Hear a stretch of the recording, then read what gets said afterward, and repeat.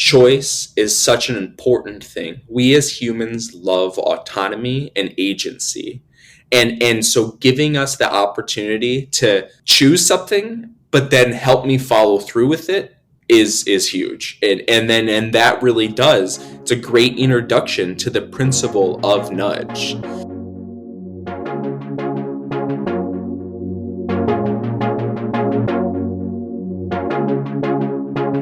Hey everyone, welcome to a new episode of ContraMinds. In today's episode, we are in conversation with Joyce. Connor is a behavioral science evangelist. His area of interest and expertise is to drive user transformations using tools and techniques from the world of design, economics, and computer science. Connor is also the co-founder and executive committee member of the Applied Behavioral Sciences Foundation. In this episode, we speak to Connor about behavioral science, the 4 pillars of choice architecture, heuristics and biases, and the structure of social norms. So without further ado, here is our conversation with Joyce. Thank you, Vignesh. Pleasure to be on the show. You're most known for your work and evangelization, if I might use the term, for the adoption and use of behavioral science. So my first question to you is, so behavioral science is almost like a umbrella term, so to speak, where you're actually using a lot of different techniques and different skill sets and different knowledge and frameworks from related fields. So just to start things off, could you tell us what are the similarities and differences between behavioral science, UX, and data science? Yeah, absolutely. And it's so true. It's at a very high level, I've been thinking about this a lot, is applied behavioral science its own field? Or is it actually just a specialization of other fields? And the reason that I think that is, I see more and more firms starting behavioral science teams. At some point, I'll probably talk about my work at Microsoft and at Tonal, where I've been a part of and helped build the first behavioral science teams. But I also see a lot of firms that don't want to go and create a dedicated behavioral science team and instead want to try to help get their PMs and their user researchers and other data scientists, etc., get them equipped with behavioral science skills so they can weave that into their work. And so it is, I think it's the jury's still out, we'll say, on which is more. I think that ultimately there will probably be a place for applied behavioral scientists as a whole. And then there will also be others who just become specialized in it while still maintaining their main department. But if we look at the state of the field as of today, we'll say, and what are the differences between an individual who calls himself an applied behavioral scientist, such as myself, compared to people in user research and data science? I think let's talk about the similarities first. All of them think about user needs and trying to discover patterns of user behavior just at different levels. And I think that all of the teams are also research teams. They use research principles. I think that it differs depending on the actual company, but all of them pursue some sort of research in how they approach their projects. And that's another similarity that I think is really important to think about, is that all of those teams are auxiliary units. They may help with cost savings, but none of them per se build products. So they don't actually address the bottom line. And instead, they pick up projects to help those teams, like your product management, your engineering, your marketing, departments like that are actually creating a end bottom line value, or actually creating money for the firm. So I think all of them have an important role to play in creating those projects. And then the last similarity on that line is that all of them have to be very good at stakeholder management to ensure that they really do have the right project to impact what is most important for those revenue generating departments.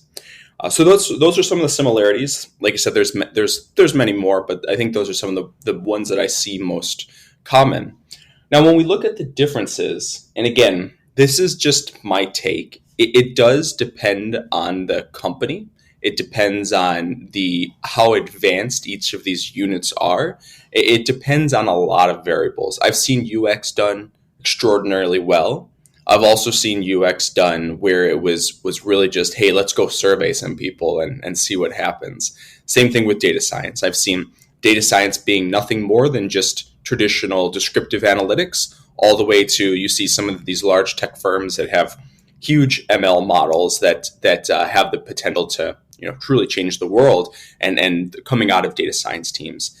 So I think that I'll condition everything I'm saying with it really does depend on the actual company. But I believe that behavioral science has a great difference in that it focuses on specific user outcomes. And what I mean by that is, if I look at user experience, they are generally looking for user needs. They're looking for the opportunities to understand what the user wants.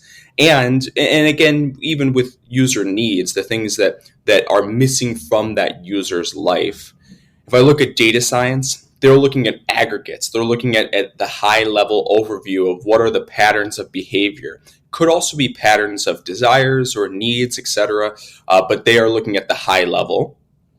And I see applied behavioral science as fitting in between that spectrum of low-level individual user needs, high-level aggregate user needs, but focusing on what are the specific intentions that a user is bringing to whatever product that they're using, and is that product satisfying that need? And again, I will one last time condition, it depends on the group. I have seen UX teams focusing on that. I have seen data science teams focusing on that.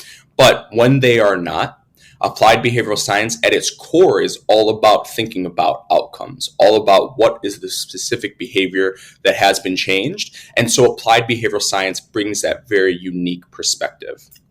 The one other piece that I'll say is that user experience generally leans more qualitative. Data science generally leans more quantitative. And I found with applied behavioral science, since it's so outcome driven, that it really depends on the project on which methodology is necessary. For that, I'll reference that an applied behavioral scientist really has to be a mixed method researcher, bringing in the principles of what is the gold standard of research, which is an RCT, bring in those elements and utilize those elements across both quantitative and qualitative experiments. The last thing I'll touch on, and you Vignesh, you brought this up in the beginning of the question, but the last main difference that I see of applied behavioral science is that behavioral science is a loosely defined field in the sense that it really is an applied social scientist.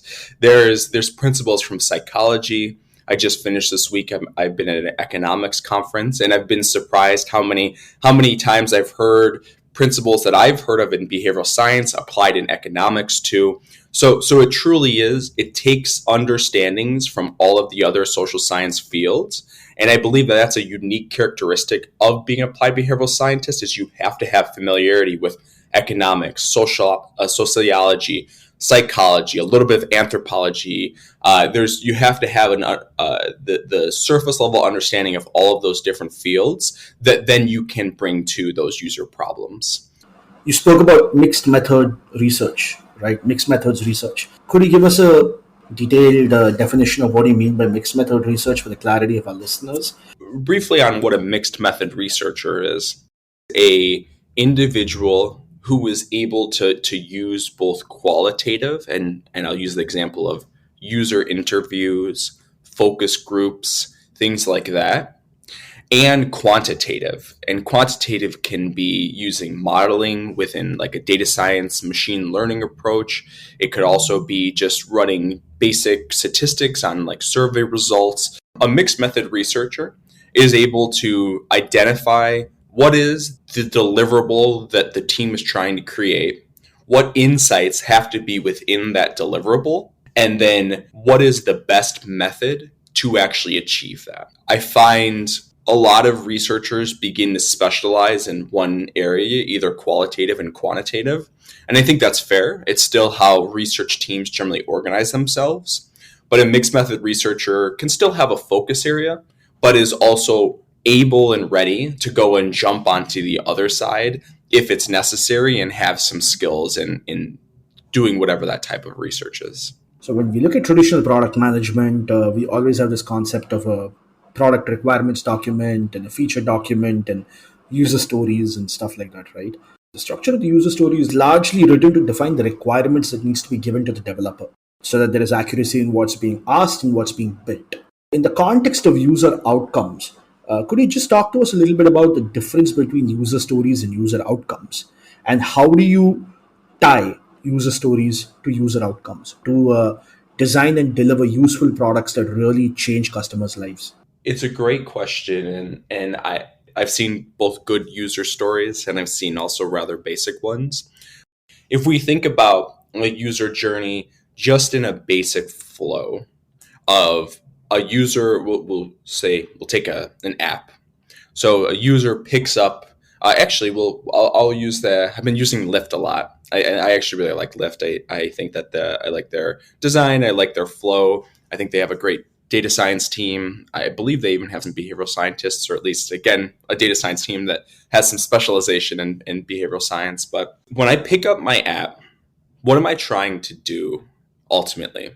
And that's what that user outcome is. When I have, what intention am I bringing to Lyft?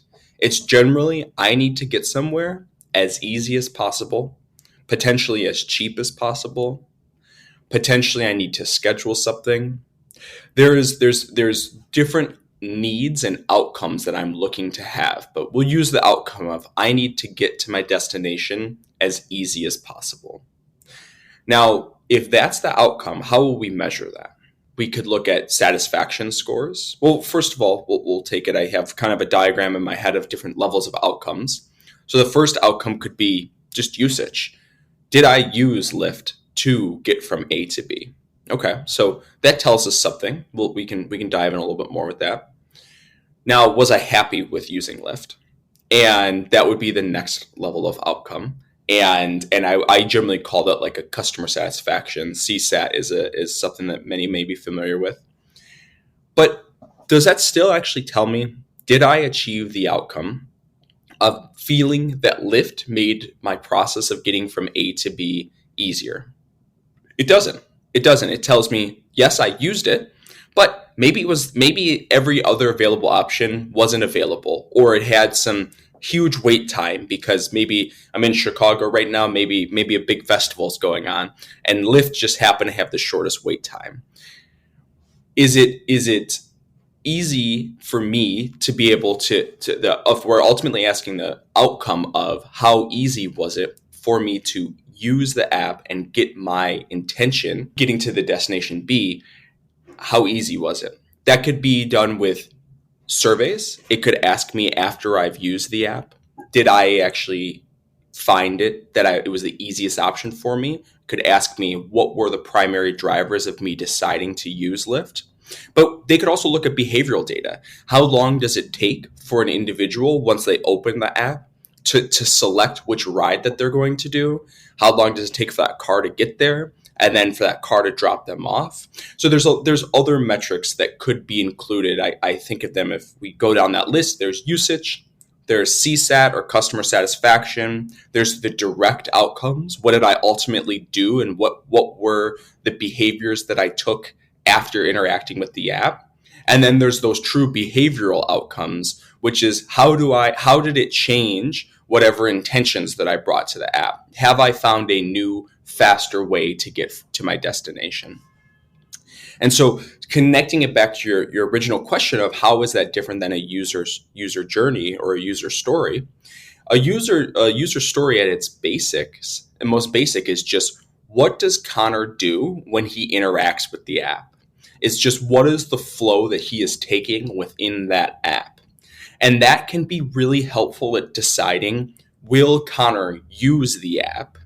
And potentially even helping decide, will Connor enjoy using the app? But it doesn't always mean that it's going to be satisfying the intention that I'm ultimately bringing to the application. And I hate to beat up on social media. It seems like they generally are the one that always gets chosen. But I think it actually delineates the best example of, if I go onto a social media app with the intention of, I want to feel entertainment, I want to feel good, whatever that might be.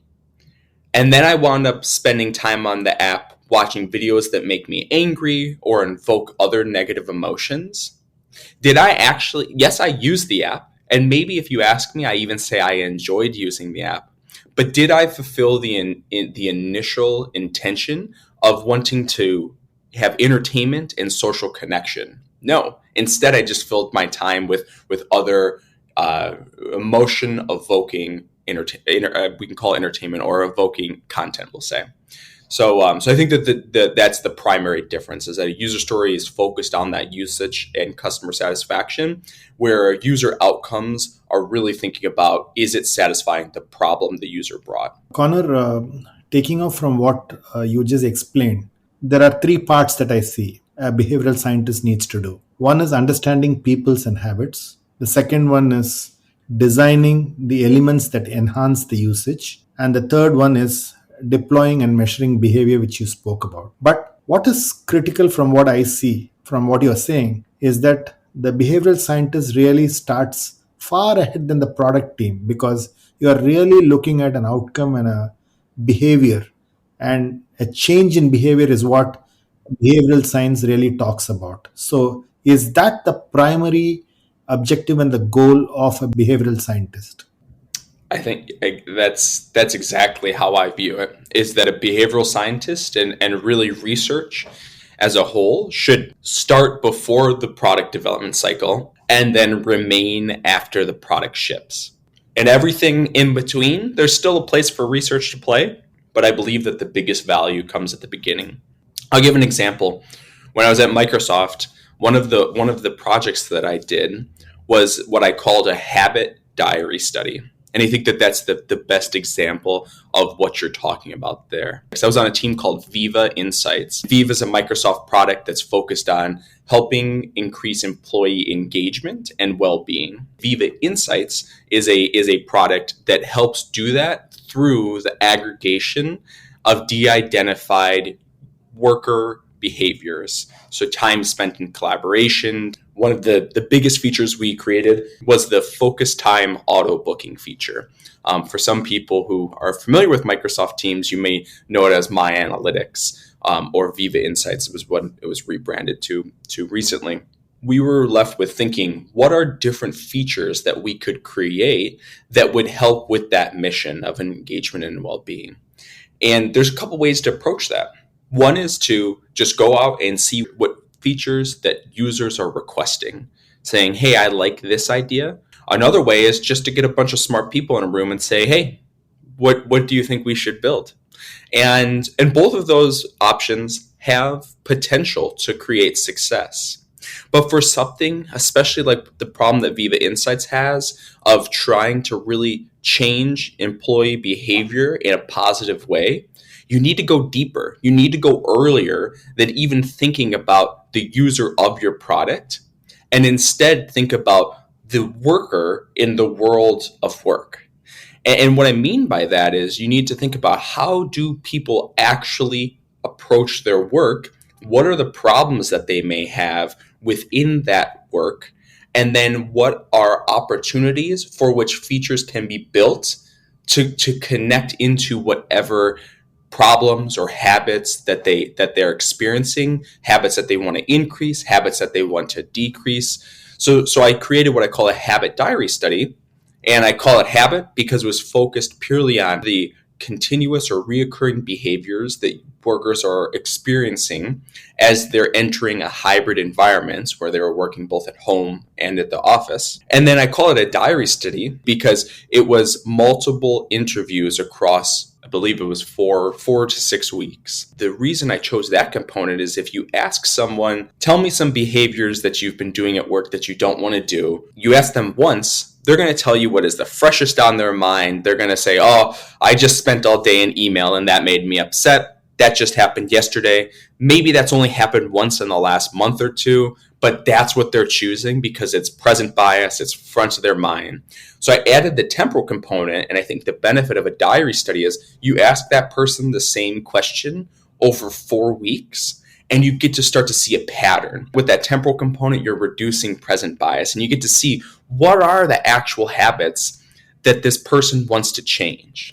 And so within this habit diary study, that's what we focused on. We looked at what were the behaviors that an individual was beginning to form in a hybrid work environment that they wanted to change. And those became a great opportunity for us to say that's the areas that we should go and build features, because we knew that as hybrid grew, that we were actually going to be able to have features out there to help people satisfy their needs. So literally the habits and getting into the lives of people and actually looking at what their problems are or what their pain or what they are looking at is pretty much far ahead of the need to build a product with features. So it's almost like a pre-feature study, right? Which is really, I think that's really where the maximum value of behavioral science starts to add value to a company, right? Completely. Yeah. I would say for in the before section of that's a huge opportunity for applied behavioral science. So we have a bunch of individuals with expertise and know-how of behavioral science tools and techniques. And let's say that you get all of them into a room and you put them in a free pre-feature setup, or you're getting them to work with the product teams to understand why a product is not working. You're sending them to work with customers to understand what objectives are not being met. So there are many ways to actually deeply implement behavioral science into the layers of the company's operations. So my question is, when you put these people together as a team, you call them, let's say, a behavioral science team. So my question would be, what would be some of the intellectual skills that would be required to be a fine behavioral scientist? And how do they really contribute? How does the behavioral science team really contribute to business impact? Yeah. So I'll parse that out into the individual and then the team. I've done a lot more thinking about the individual, but I'm happy to touch on the team there too. Applied behavioral science, we talked about a lot, still very undefined. And I'm trying to help to put some definition to the field. And I started a group called the Applied Behavioral Scientist with a few other leaders in the field of trying to really set out what are some standards around what actually makes this field. I think that some people may have seen the data science Venn diagram, which, if I remember correctly, it has machine learning, programming, and statistical capabilities is kind of fits what a data scientist is. I feel like there was a seismic shift once it actually was like, oh, there's a way to define this thing that everybody is so excited about. And I'm hoping we can do the same thing. And in the interim, I've created my own Venn diagram for applied behavioral science. And I think the three pieces are mixed methods research. We talked about that. I'll touch on it again. Domain expertise, which is understanding the behavioral science principles and understanding how the various concepts and how they come together. I'll touch on that a little bit more. It also, I believe, includes having at least one industry expertise. And again, I can touch on that a little bit more, but I think that it's because behavioral science is very domain specific. Health behavioral science has its own intricacies, just as labor behavioral science does. And the last piece is communication. And I'll start there with saying communication is such an important piece for any researcher, but it's especially important for an applied behavioral science researcher because, as I said, I do see it in many ways as being this applied social scientist. And I have seen so many academic articles passed around businesses that people may just read the abstract, if anything, and that's it. And it's because there is the average person doesn't have the time or the desire to dive into the deep jargon that's needed to be able to understand average social science journal article.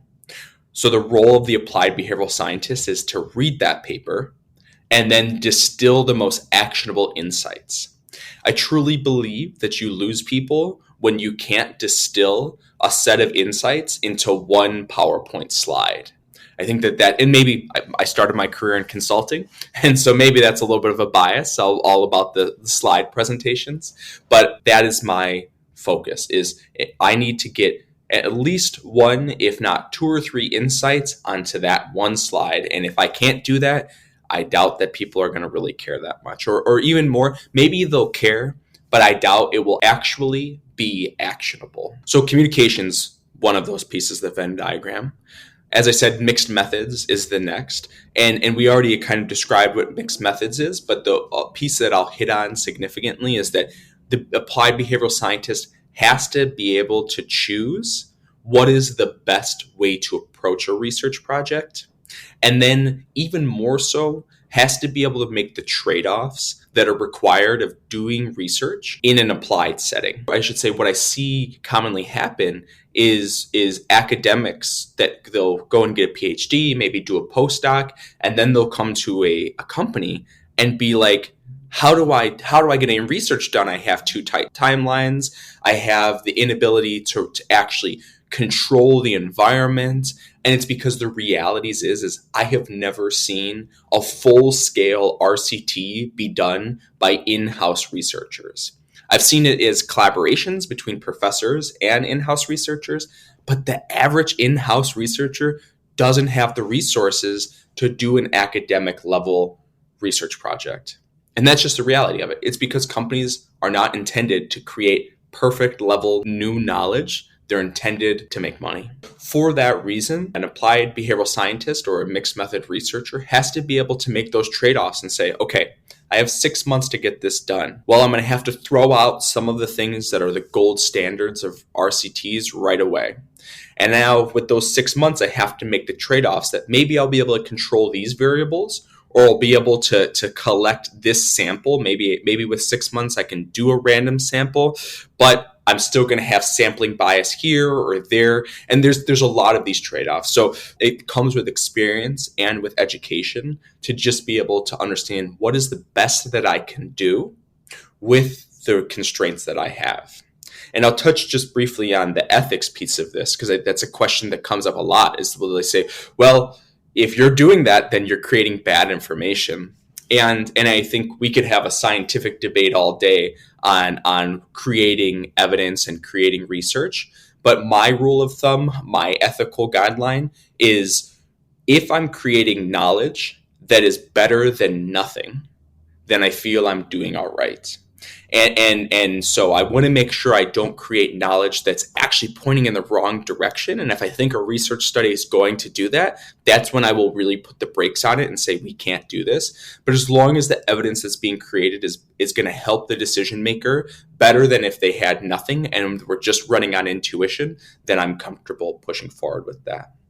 So we talked about communication, we've talked about mixed method research, and the last piece is of the actual domain expertise. For domain expertise, I see 4 main components of behavioral science. I posted this on LinkedIn and I had so many different opinions come. And so this is just Joyce's take, but I believe that applied behavioral science includes choice architecture, which if you've ever heard the book Nudge, that's all about choice architecture. Libertarian paternalism, nudges, choice architecture are all in the same wheelhouse. There's biases and heuristics, which that's going to be the Amos Tversky and Daniel Kahneman's work. It's encapsulated in the book Thinking Fast and Slow.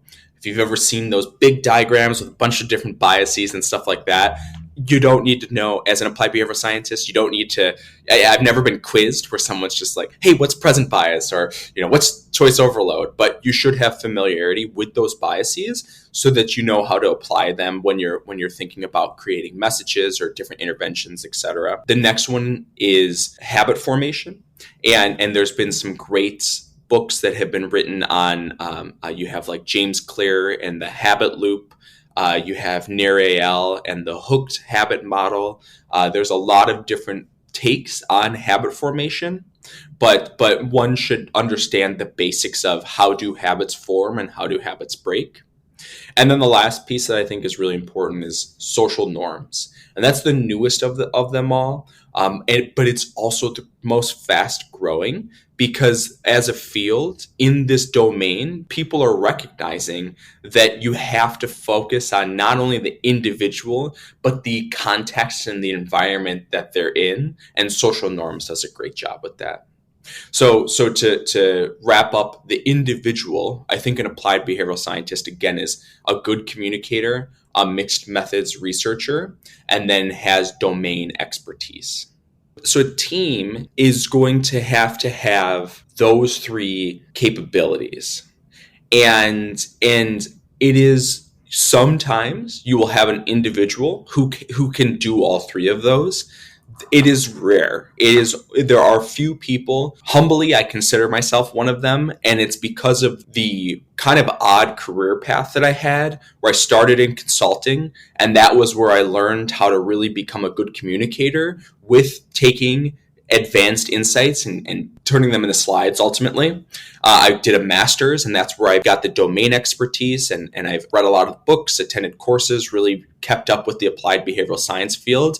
And then research has just come with the actual researcher roles that I've taken. I believe there are definitely people out there, anytime that you see an individual applied behavioral scientist running their own team, they are likely kind of a unicorn where they have all three of those skills. But until the field has a lot of master's programs, right now there's only like 3 or 4, until the field has a solid pipeline, something that I'm trying to build with the Applied Behavioral Science Association, but that is still years away. I think it's unfair to assume that there's a giant talent pool of people that have all three skills. And so when thinking about a team, I see the team as having to comprise a group of people who you may have a specialized mixed method researcher. You may have someone who is an applied behavioral science PhD that has a deep domain knowledge and very advanced knowledge of the field and can keep up with it. And then you may have a great business analyst or someone who can distill all the insights from that group into simple insights. So when looking at applied behavioral science teams, I think it's more of just taking what I just described for the individual and making sure all three have it. The last piece, and I'm going to be writing about this soon. I'm excited to share more about this because I want to define a maturity curve for behavioral science teams. Is I think that as an applied behavioral science team grows, it goes from just sharing behavioral science to actually applying behavioral science. And once you hit that, you may want to pull on designers, you may want to pull on program managers and other people like that onto a behavioral science team to actually help take those insights and get them into whatever product is being built. The next stage is experimenting with those insights, experimenting with whatever interventions are developed.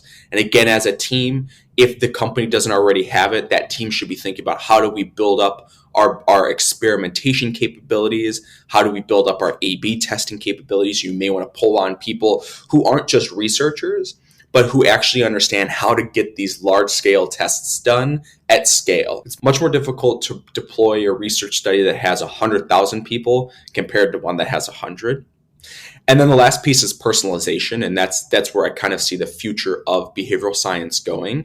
And at that point, you need to have everything I listed out, either in that team or close collaborators with that team, because it really takes a cross-departmental approach to be able to collect all of your data and then target interventions separately. But then as it scales, as it desires to make more impact, it will have to pull on different resources too.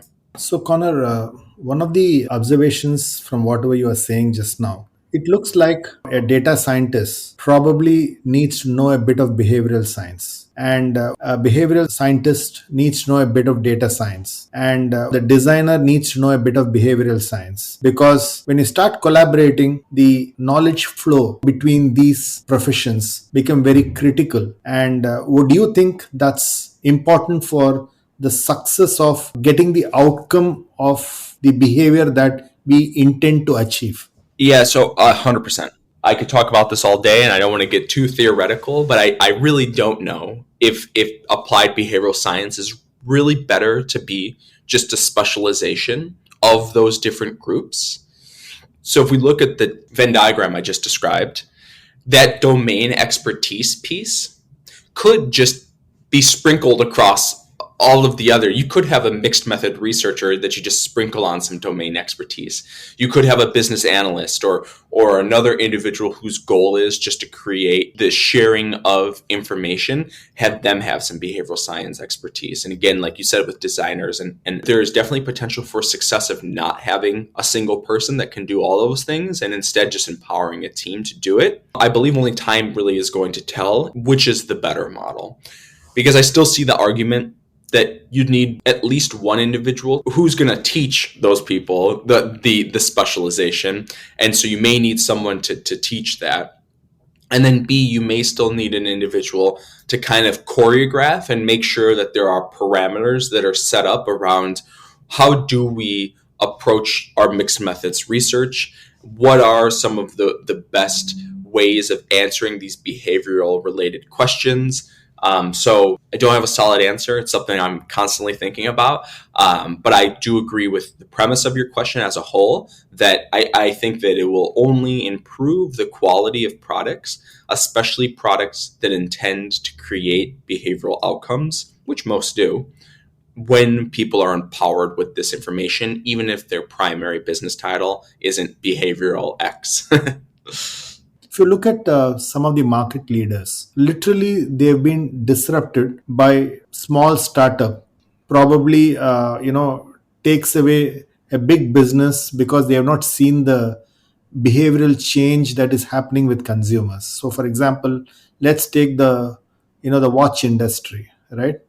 And suddenly you've got the smartwatch coming in, and the big players have got disrupted because they never saw the smartwatch change coming in, while consumers were wanting to have that kind of a product. For large legacy corporations, how can a behavioral science or a department build this scaffolding, if I were to call it, to ensure that they are at a step ahead in actually looking at the changes that are happening in habits? As you rightly said, you did a habit study. How do they start preparing themselves so that they can reduce these kinds of disruptions? Yeah, and I think that it's so true. I mean, we've seen this disruption, and I've seen some great disruptors who are behaviorally inspired too. I think Lemonade is an insurance company, at least here in America. I believe that they may operate outside of America too, but it's Dan Ariely played a role in it. There was a few other applied behavioral scientists who played a role in it, and they've blown up as an insurance company. I mean, they've gotten much more popular, and it's because they took a behavioral approach to insurance and thought about how can they use the various more behavioral economics principles of how we evaluate costs and benefits, but utilize those and bring them to the insurance field. And so I totally agree that there is a lot of disruption happening just by new companies thinking about how to more properly solve these behavioral problems. This said, I've also seen some companies start to build behavioral science teams. I have a friend who's going to be starting, I should say at this point, he's already started at cars.com, and they're a more historic company that is building out a behavioral science and experimentation team. And I think that's great for them because companies like Tesla that are coming in with their own direct-to-consumer model, much more focused on building a great experience, helping ensure people actually achieve whatever intentions they're trying to bring to that car buying experience.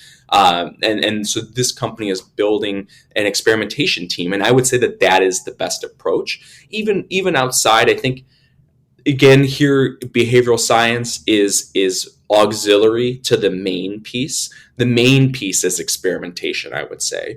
As a legacy company, if you're not building out ways to test with your users to see how you can better their experience, you're going to get disrupted. At this point, I think it's inevitable. I think the classic example I used with Lyft too, Lyft and Uber just totally disrupted the cab market because there was this experience that most people didn't really enjoy, having to find a cab. You get in, it might not be the best experience. You have a bad instance. There's no one to call, or there's no reconcile. There's no good customer service. And so companies come in and they say, we're going to make this really simple. You call it on your phone. You have customer service there. They've constantly enhanced their safety features, et cetera, et cetera. And so, but how did those companies get there? Uber and Lyft have some of the most built out experimentation teams.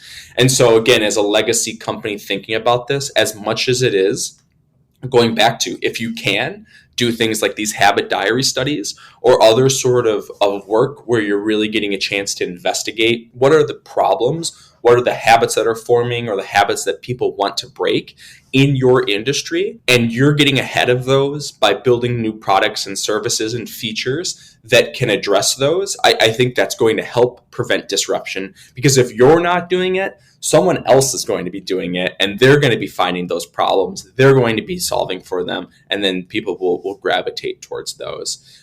So I believe at the end of the day, experimentation is what is necessary, and then sprinkling in behavioral science, thinking about how biases and heuristics lead to those problems and those habits, thinking about how the choice environment that someone's faced with is going to lead them to make certain choices. I could go down the road how social norms in that context are pushing someone to decide to choose something that may not be in their best interest, where you could help alleviate those social norms and have them choose whatever is best for their personal context. All of those sort of things could be thought about within experimentation, but to even do that in the first place, you need to be able to experiment. So if I could provide any advice to any legacy company thinking about trying to prevent disruption, it is establish some sort of experimentation wing and just start trying to figure out what types of problems you could be solving for your users or your customers. ContraMinds is a podcast dedicated to decoding people, minds, strategy, and culture. We interview and learn from high performers so that you can apply these lessons on your journey to becoming the knowledge worker athlete you were meant to be. The ContraMinds podcast is available on all leading podcast players, and if you are interested in revisiting past episodes or taking a look at our show notes from this episode, please visit us at www.contraminds.com/blog. And now, back to the show.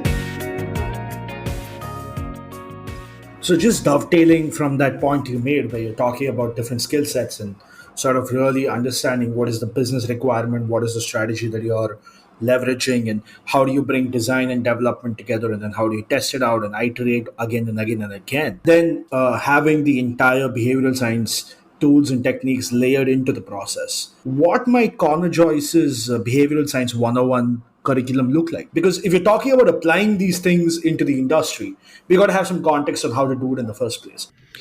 Yeah, it's a great question. I spend a decent amount of my time more thinking about, we'll say like a 201 of specifically focused on trying to get interventions to be more personalized.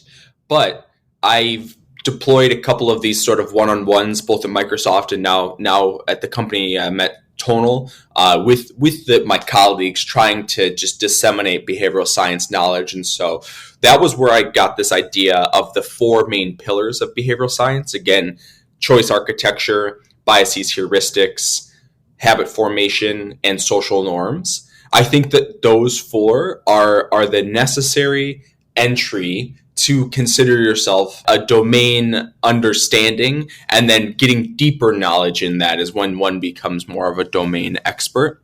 So I think that those are going to be essential. I think that there's also some great frameworks out there that I can't take credit for, but that greater minds have created, like Behavioral Insights team. A lot of the work that Behavioral Insights team creates is great. They've got a lot of good content for introductory. Same with a company called Ideas 42. They have a lot of tools and workbooks. They're a nonprofit, so they have a lot of great free resources. They're one of the partners with the Applied Behavioral Science Association too, so I can only say good things about them. But this being said, of actual frameworks that are really, really helpful, I think that there's a book called Designing for Behavioral Change by a gentleman named Steve Wendell. Steve created the behavioral science team at Morningstar. He's no longer there, but he created this, what I look at as the gold standard of a behavioral science team. And I think that even though he's left, it's only proven to be true, because what I've found is a lot of the behavioral science teams that exist, they actually generally stop existing once the leader leaves. And I've seen that with a few companies at this point, and Steve's is still going strong, even though he left. And the same thing with at Allstate. They also have, Allstate's an insurance company too. They have a behavioral science team by a gentleman named Florent. And even though Florent has left, that team is still going. And I think that that's a great example of teams that they're doing enough good work that they remain. The company wants to make sure that they remain even when the manager leaves. But anyway, to address your question, Steve wrote a book, Designing for Behavioral Change, and he has a framework in it called Define, which I can't remember each step of it, but it's all about defining the problem and creating an intervention to solve for that. And so at an aggregate, on top of having domain expertise, I think that teams need to, that any company that's trying to do this sort of work needs to either go and find that defined model or a model similar to be able to start with identifying an area of interest. We want our users to be doing this because it leads them to this positive outcome, or we want users to be doing this specific behavior, which we can measure because we know it leads to this specific user outcome that we know users want. It's those intentions that they're bringing to the product. And even better when you can say it leads to this user outcome that we know when it's satisfied, people buy our product more or they continue to use it. So again, the specific measurable behavior connects to the user outcome, which then connects to a business outcome. If you can identify one of those and you're like, okay, we want users to do more of this specific behavior, then you can go and consult a framework like that Define framework or the many others that are out there that exist to say, how do we define this context? How do we figure out the best way that we can deploy an intervention? An intervention can be a nudge all the way through a policy or something, but to have that individual begin to exhibit that behavior, which again, in turn, is going to lead to more sales or increased retention, etc. So it's the domain expertise mixed with the ability to deploy interventions. So, Connor, if I were to request you to apply your behavioral science lens and look at the failure of, say, Google Glass as a product, or it could be even Google Plus. There must have been some user studies, some habits, and it's a very interesting experiment. There's always a lot of talk about successful experiments, but if I were to take experiment that did not work well, what could have been done better, and how do you think we could avoid some of these mistakes? First of all, it's one thing to have a phone in your pocket and to have that away from the world, we'll say, and then you pull it out when you need to. It's another to take and I'm wearing glasses and I'm holding my glasses right now because it's another thing to say, I'm going to take this technology and put it on my head. And I'm going to begin to use this technology in a way that everyone can see on a daily basis. And I think that is actually one of the biggest things that stopped Google Glasses. And I'm really excited to see how Meta approaches this, because Meta has all these ambitions to create AR glasses.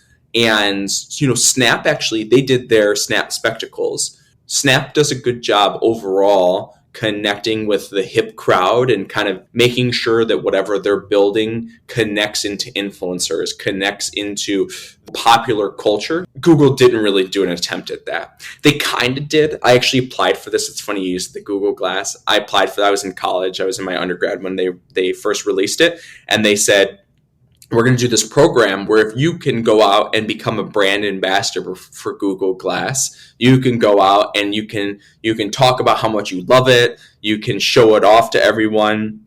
We'll send you and you can be one of the first early adopters of it. And I applied for it because I was like, oh, I'm on campus. I was student body president at the time. And I was like, I'll wear them to all of the meetings so all the students see what Google Glass does. So they tried.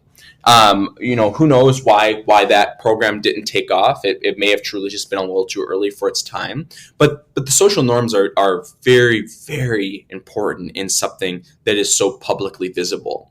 If it is not a norm to wear technology on your face, it is going to not be desirable because people are going to feel weird doing it. And social norms, again, play such a big role. It's social norms are why it's appropriate to use an umbrella when it rains in most cities, but it's kind of weird to do it in Seattle, where I'm based at, because it rains so much in Seattle. People just wear rain jackets, it's uncommon to see people wearing umbrellas. So it's funny how social norms really do dictate what is common and uncommon, and to wear technology on your face is just it's uncommon at this point. So any company that approaches a product like that is going to have to first address that social norm and then build a great product. I wear a ring that's called the Oura ring. Big fan of it. It does sleep tracking. This is a great example. You can look up Oura, assume it's Oura.com, Oura, and it's a very sleek ring that does a very practical thing. It's something I wear every day, even though I only use it for my sleep tracking, but it's because it's a stylish ring.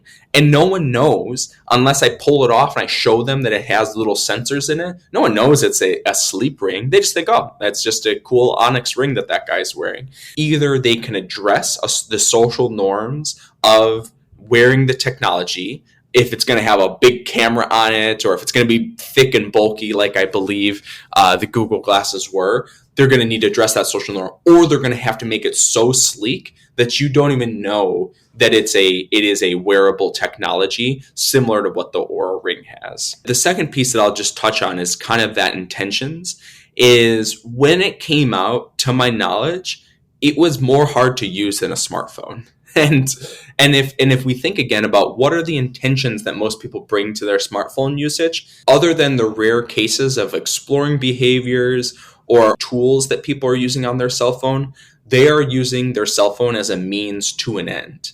I am using my cell phone to contact my wife to tell her that I'm going to pick up dinner tonight. Or I am using my cell phone to email my colleague to let them know that the project will be done at 5 p.m. today.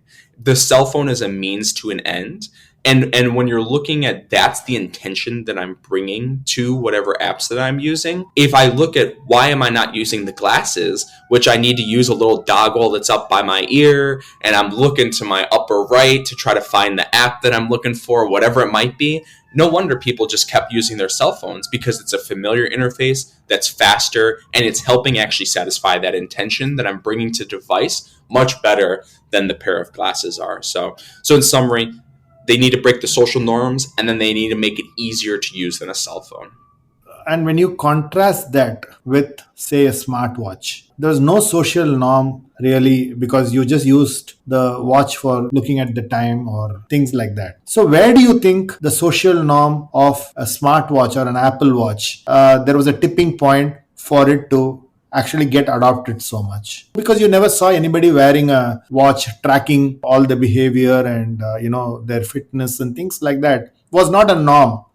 Yeah, it's a great question. It's what Apple does really well too, and so that's why I am, as much as I'm excited to see whatever Meta creates, I'm even more excited to see what Apple creates once they create some sort of AR glasses, because they are great at it.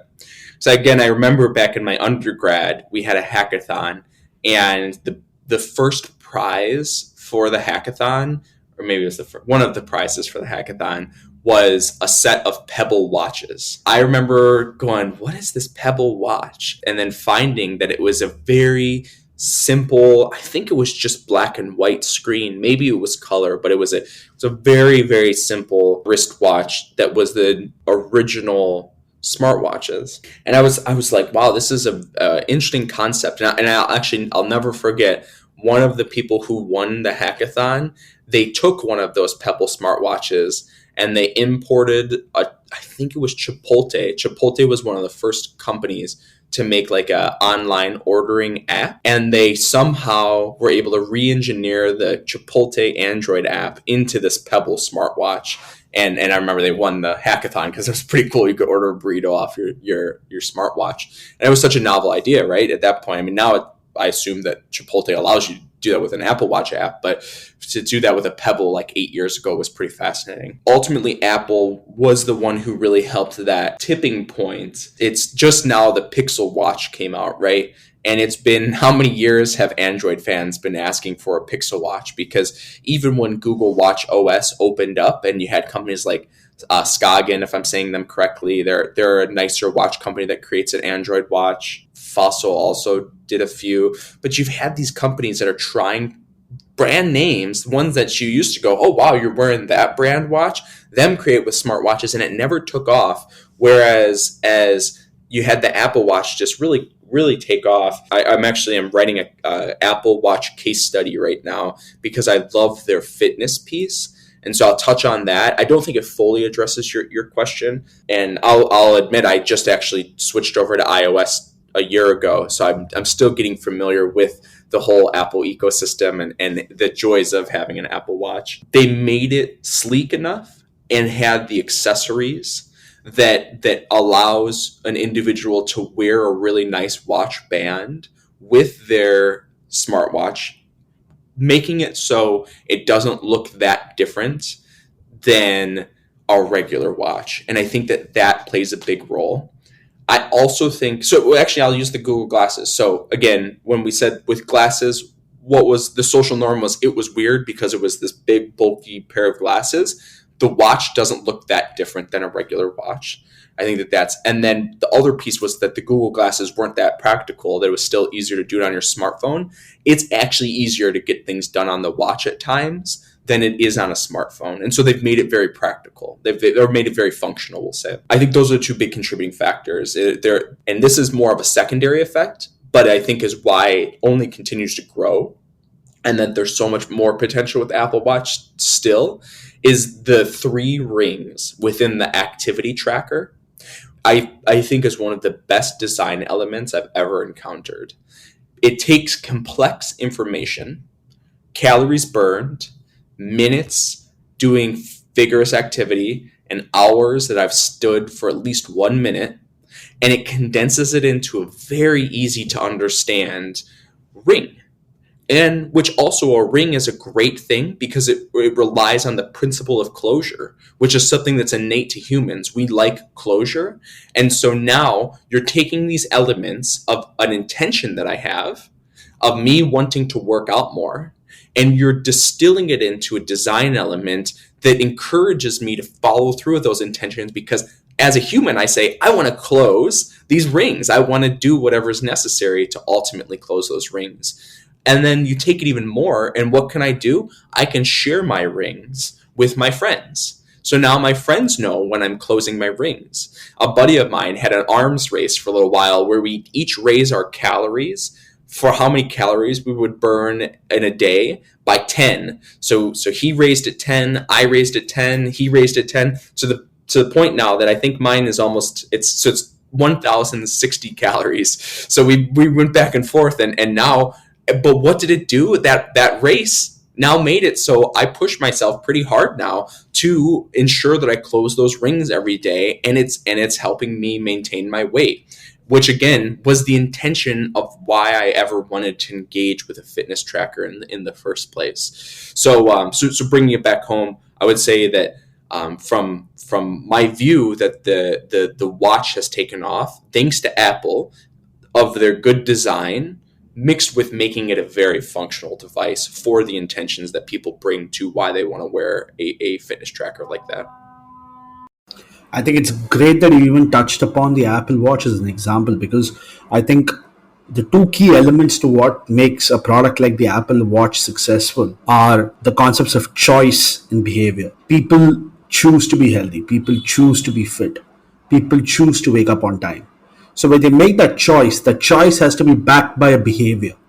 So it's almost like they're allowing people to choose the behaviors that they want, and they're giving them the nudges on how do they get to that behavior or that desired state. So speaking of nudges, can you talk a little bit about how the theory of nudges or how choice architecture actually came into play, and why is it such a core cornerstone sort of a framework or a idea that is at the heart of behavior science?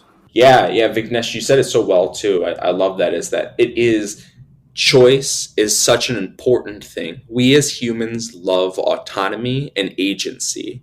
And so giving us the opportunity to choose something, but then help me follow through with it is huge. And that really does. It's a great introduction to the principle of nudge.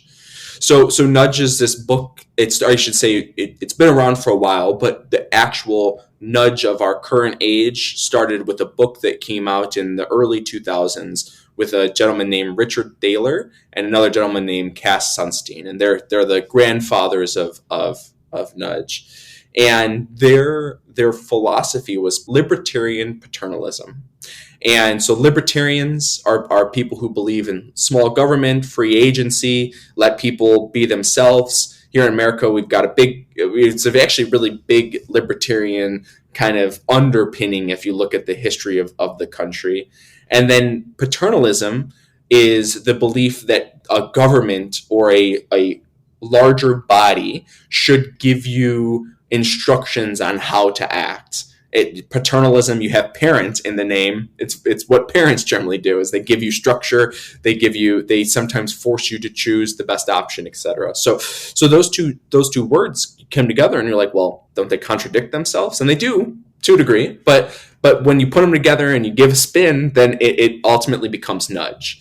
And it's saying give people the option to choose whatever option they want, but focus and create the choice environment, or as they call the choice architecture, so that one decision is easier, more highlighted, more accessible, more obvious, more etc. than all the other options. And that's the paternalism part. So libertarian is being able to choose any option. Paternalism is the choice architect choosing one option to focus on and encourage people to choose.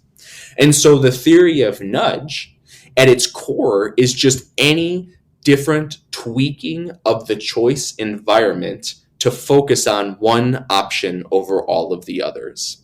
The classic example of this that was in Nudge was the use of defaults in organ donations.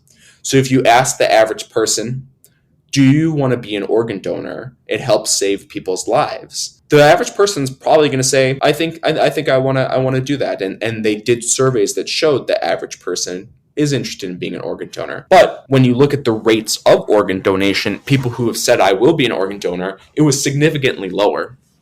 And so they investigated, well, why is that? And they found, well, when do you indicate that you are going to be an organ donor? Here in America, it's when you go to the DMV. And in a lot of other countries, it's when you're going to get your motor's license. And the DMV, especially here in the States, is known as a place you want to get out of as quickly as possible. You just want to do your thing and you want to get out of there. And so any additional friction or any additional barrier that you're going to face at the DMV, you're not going to give your full conscious effort to. You are going to do whatever is possible to get it over with as quick as possible. The organ donation, they ultimately took the default of, if I'm getting my license, it'll ask me a question. Connor, would you like to be an organ donor? And most people, the default there is no, because you're asking me a question that I have to provide additional effort to ultimately agree with. And so I just say no and move on because I'm trying to get out of the DMV. And so the simple nudge that they did to tweak that environment was to change the default to yes by asking the question instead, Connor, do you want to opt out of being an organ donor? And by saying that opt out rather than an opt in, they saw the rates of organ donation skyrocket.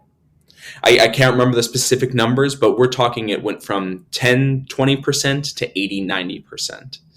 And so that is the canonical example of a nudge, of a simple reframing of a step in a process that yielded significant behavior change. I'll give one other brief example, the one that I love. And it's funny, my wife now works at Google, and so I've been asking her questions about their cafeteria. But Laszlo Bock was Google's chief people officer for a while. And in his book, I think it was called Work Rules, he talks about this classic example that's been written about a fair amount now, which is at the Google campus, they wanted to encourage people to eat less calories. And everybody knows now that Google's known for their great food in their offices. But what does free food mean? It means that there's generally increased consumption because you're like, I'm hungry. Well, there's no cost, so I'll go and grab a handful of M&Ms, a Twix bar, I'll grab a cookie over here, maybe I'll grab some chips. But they wanted to reduce the calorie intake while still giving the full spread of options to individuals. And so what they ultimately did was they put healthier options at eye level and within simple reach of any individual that came into the kitchen, where they took the M&Ms and the more unhealthy options and either put them behind cabinets or above eye level so that people would know it would not be the first option that came to mind. And they found that simple reorganization of the choice environment led people to eat less calories. And so again, libertarian paternalism, they gave all options were available, but they reorganized it in a paternalistic way that encouraged people to eat less calories. And so what are nudges ultimately? They are those changes to the choice environment, and we see them all over the place now. We see them in the notifications that we give. I just released an A/B test at the company Tonal that I'm working at, where we were using different nudges. We were using these different behavioral principles. One, loss aversion, utilizing the fact that people are more likely to take action to prevent losses than they are to achieve gains. We used social norms, or social proofs, I should say, which is utilizing the fact that if you tell someone, hey, a lot of your friends are taking this activity, they're more likely to take that activity. We use different behavioral principles like this in push notifications that we did, reminding people to work out. And so those are nudges that are able to be leveraged where they're actually bringing a new piece of information to an individual's choice environment, reminding them of an opportunity to go and follow through with their intentions, which in this case was working out. And so we see nudges being leveraged, again, across a lot of the different technology that we use nowadays. The one piece that I want to condition or that I want to qualify this discussion with nudges with is that the defaults example with organ donation, huge change, super simple. Another classic example is with choice overload and 401ks, where Vanguard was able to increase the amount of people subscribing to their 401ks by actually reducing the amount of choices of different investment opportunities. The Google example that I gave, those are all very classic, very easy nudges that led to substantial changes in behavior. The reality that we are beginning to see, and that again, I believe the future of behavioral science is personalization, is that most choices are not that easy, unfortunately. If only it was, these nudges could have that big of an impact. Instead, is what we're realizing is that there are generally different types of users. It doesn't have to be personalized down to the individual, but down to the archetype, or we'll say cluster of users, that different clusters of users respond to different messages better. And I believe that that is actually the future of nudge, is that we'll have 10 different options and 6 different clusters, and we'll know cluster 1 responds to option A and option C the best. Cluster 2 responds to option B and option E the best down the list. And that is, again, kind of putting a bow to this whole conversation, is why experimentation is really needed, why having lots of different domain knowledge and being able to try out different types of tests is all of that is so important, or I should say different types of behavioral concepts. All of that is so important to know ultimately what types of users are going to respond to which types of nudges or which types of interventions the best. How important is the cultural aspects of different geographies and different countries? How do behavioral scientists work on that? Because I wouldn't know the cultural aspects of, say, the US. You wouldn't probably know as much about the South Asian culture. So how important is culture as a key ingredient in these interventions? Yeah, it's huge. It's huge, and it's an area that I'll be honest, I don't know as much about. There are many others that have much greater knowledge on the different aspects of culture. The one that I've just experienced the most firsthand from my travels is the difference between individualistic and collectivistic cultures. And that alone, there are some significant differences. I actually wrote about one, and so I'll give this quick anecdote that I thought was really interesting. So in weight loss, in individualistic countries, we talk a lot about us. It's weight loss is about you. It's about you want to tell your friends. You want to show that you as an individual have agency over your life. You want to show that you are able to achieve your goals because you're powerful. You. But I was talking with my friend when I was in India about her weight loss journey, and being in a collectivistic culture, she was talking about how for her, when she tells people she's losing weight, that it's embarrassing and that there's a lot of stigma that's associated with it, because it's almost like, why are the people around you allowing you to be unhealthy? You recognize you're unhealthy, and that your community, your family, they're allowing you to keep eating. They're allowing you to become this way. And so she's on a weight loss journey right now, but she has to keep it very private because she doesn't want anyone to call her out, or even worse, call her family out for, and I should say she's a little bit of a younger person too. So her family, the types of food and things like that do play a role in her choices. And so where in the individualistic culture, I don't see that playing out as much. I found it fascinating in the collectivistic culture. It makes sense since the family unit has such an important place in the community, whereas the individual is just so much bigger in like a Western culture like America.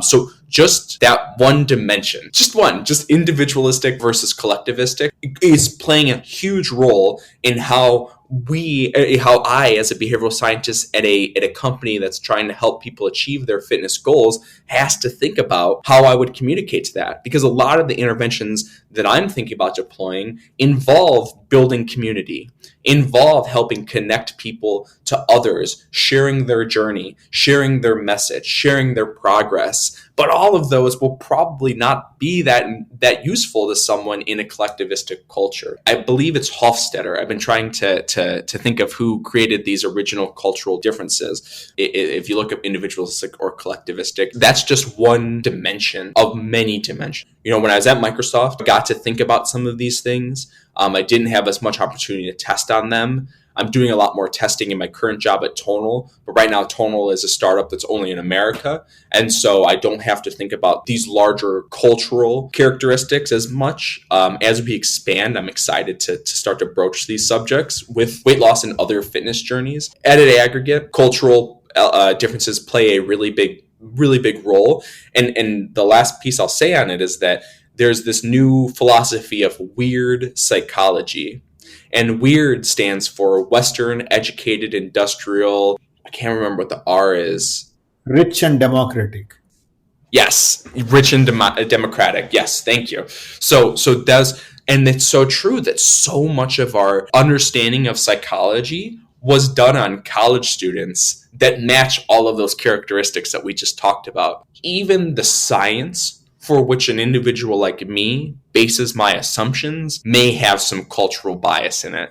And if that's the case, we got a lot of work to do to really understand what is the best way to nudge a female in India who's on a weight loss journey. There's a lot of work to do in the cultural aspect.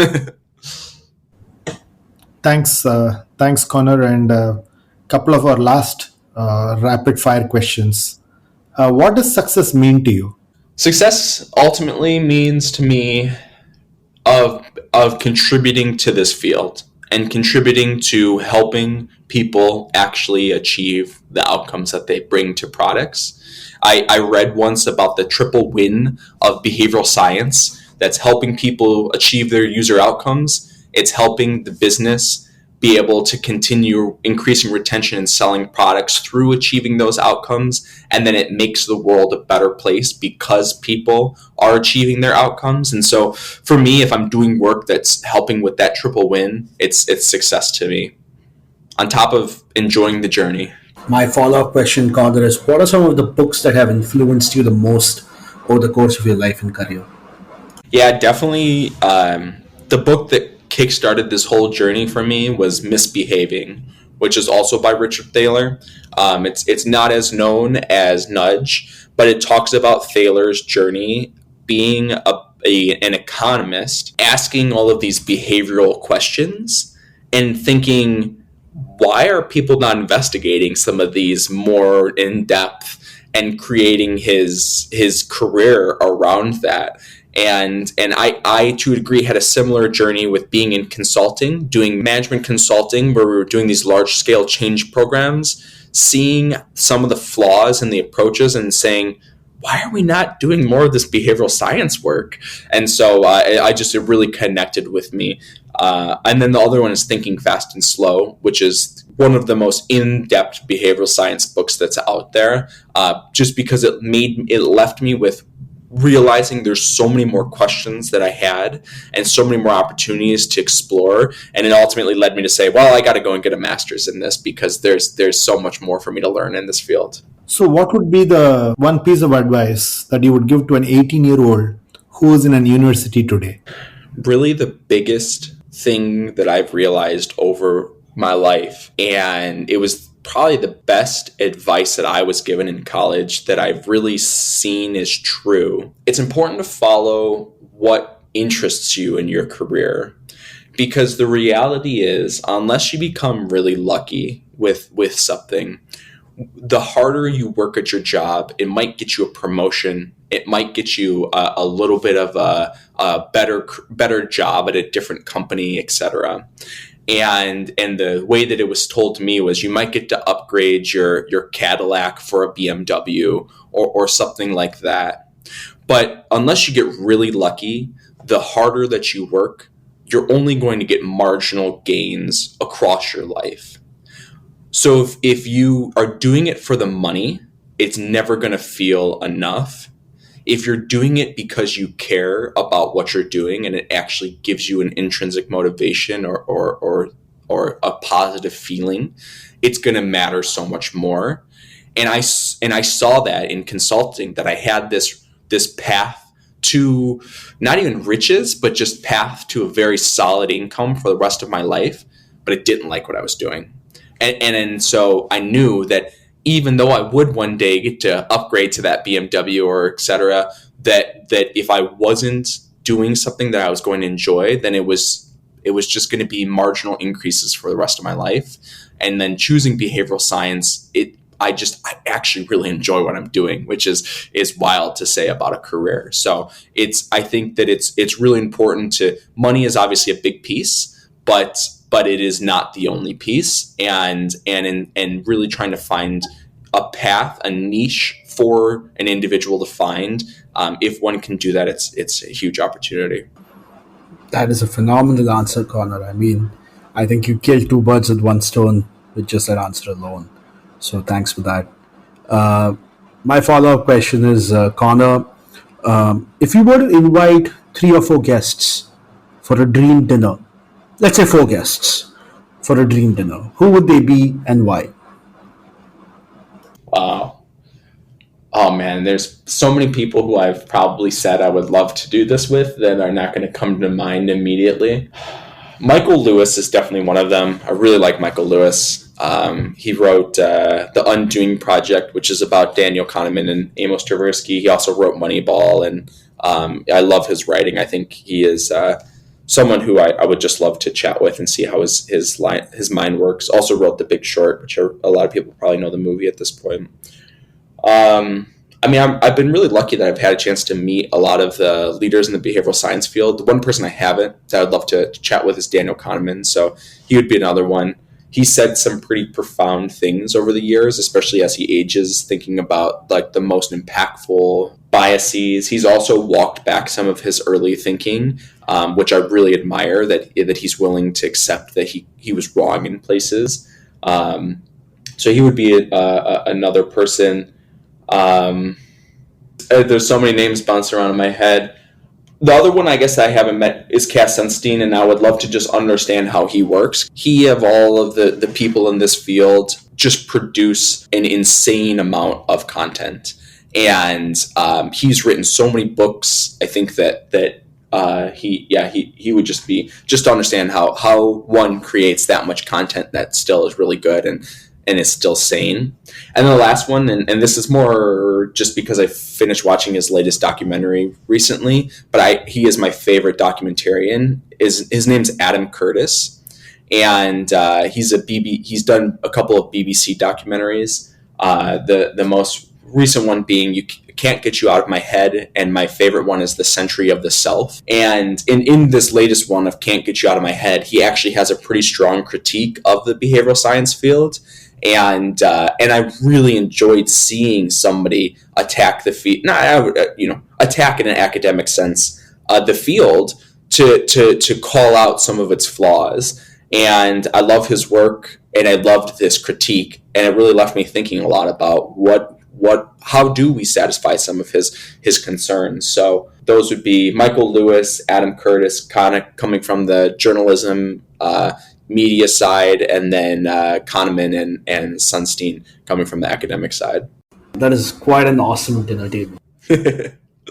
I would love to be a fly on that wall. The last question that I have for you, Connor, is that what is one thing that others don't agree with you on? So that's a really tough one, Swami. I'm trying to think. I think ultimately the biggest disagreement that I have, especially with other behavioral scientists, and I think this comes again from my consulting background, but also from just the years that I've been doing this. I truly do believe what I said about the ethics before, of that creating content that is better than nothing is my ethical guideline. And I have had people say that is way too simple, that like, how am I to judge that? It's a very good critique. It is to a degree almost too businessy to approach it that way. But I also believe truly that businesses are going to go forth with decisions with or without research. And so getting something there that is better than just pure intuition is better than nothing. I ultimately can't find a way to justify anything else, especially when the train is moving and the train will continue to move. I've also had people say, well, then you should just, throw your hands up and say, well, then you don't want research. And so I've gotten, like I said, a lot of critiques on that. But it's something that I hold pretty true. So I think that would be one of the biggest ones. And then I would also just say, with building the Applied Behavioral Science Association, I've had people suggest, why are you trying to add boundaries to a field that's still so new? Why are you trying to say you're a behavioral scientist, you're not a behavioral scientist, when we still don't really know what a behavioral scientist is? And again, I think it's a good critique. People are going to hire behavioral scientists because it is the nice, I'm trying to think of a good word to describe it, but popular new job title. So companies are going to do it with or without definition. And I think that providing something is better than just a hiring manager going, well, this is what I'm going to decide as a behavioral scientist, and then ultimately hiring someone who is not going to be able to do some of the core tenets. So those would be kind of the two that fall similarly under the same line. So my final question to you, Connor, is, given how we've had our conversation and given the experiences that you had speaking to us, who do you think would make a great guest on ContraMinds? Whom would you recommend join us and our listeners for an in-depth conversation? I think another really good behavioral scientist who has a lot of, he and I share a fair amount of similar ideas, but I think we also have enough unique experience that we have enough of a different story to tell. His name is Florent. I referenced him. He was former chief manager of behavioral science at Allstate. He's got a French last name that I'm going to butcher, but it's Florent Boussian. So he would be one individual. Another person is Jim Gusha, who started his career as an actuary, then became really interested in behavioral science, decided to dedicate his focus to that, and now he's the chief data scientist at Deloitte. Yeah, those are two people that come to mind. I know I'm going to be upset, similar to the dinner table question later on. I'll be like, why didn't I think about this person? But those are two people who've been good mentors to me. They both have very unique stories. And I know I love the ContraMinds philosophy of trying to find people that kind of took a different than standard path. So, yeah.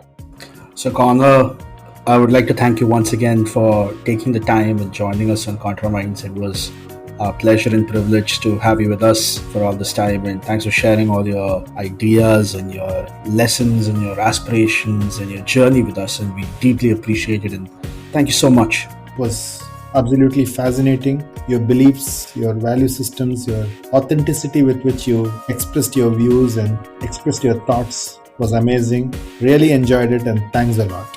Vignesh, Swami, it was a pleasure. I enjoyed the question. You all can be hard interviewers. I'm joking, but no, it truly did. I enjoyed the conversation thoroughly, and it was a pleasure being on the show. Thanks for listening to this episode. For selected links and detailed show notes, visit www.contraminds.com/blog. Follow ContraMinds on social media and let us know who you would like to see next on the podcast. If you're listening to ContraMinds on Apple Podcasts, do share your comments and give us a rating. We are keen to know what you're thinking. ContraMinds is also on YouTube. If you're listening to the podcast on YouTube, hit the subscribe button and stay up to date on all our releases. Thanks for listening and stay safe.